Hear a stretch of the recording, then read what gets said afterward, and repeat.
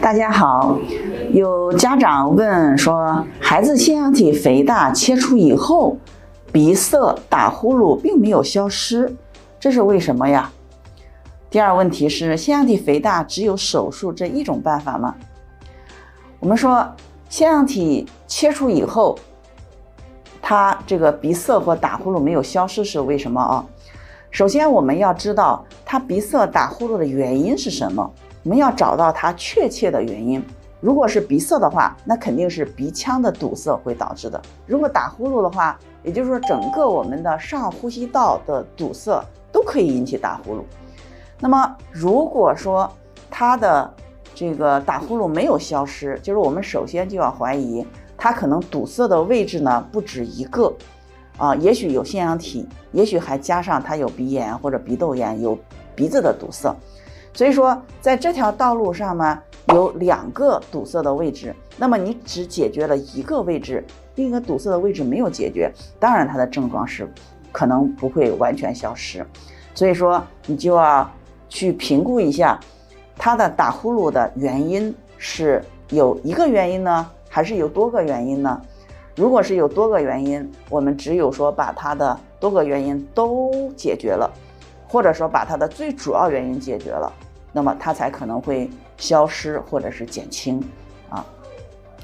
第二问题是，如果腺样体肥大只有手术这一种办法吗？那么这个要明晰一个概念就是说腺样体肥大和它是否要做手术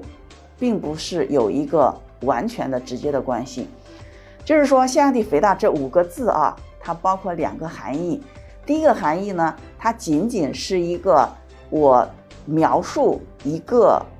组织的一个肥大，就是仅仅是一个体征，就是描述它大了。第二个概念呢是腺样体肥大作为一个疾病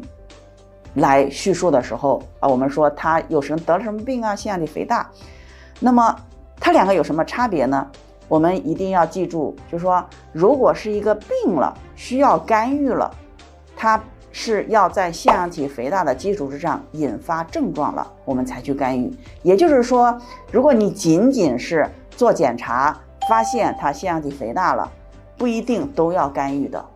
不一定都要治疗的。那么你是要看它有没有引起打呼噜这些临床的症状。如果它引起打呼噜临床症状了，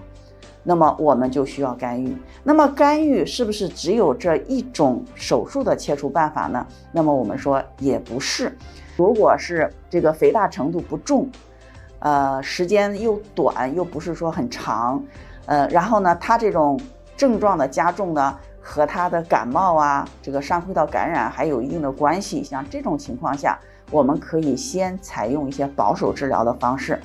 保守治疗方式让它的腺样体的水肿呢消失一部分，或者腺样体呢就是说缩小一部分。当然我们要想让腺样体完全消失，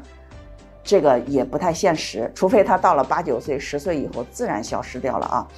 所以我们可以通过药物，然后减小腺样体的体积，然后只要说能够达到患者没有临床症状的时候，我们就可以把这个患者作为一个健康人来对待了。所以说不是我们看到腺样体肥大都要切除的。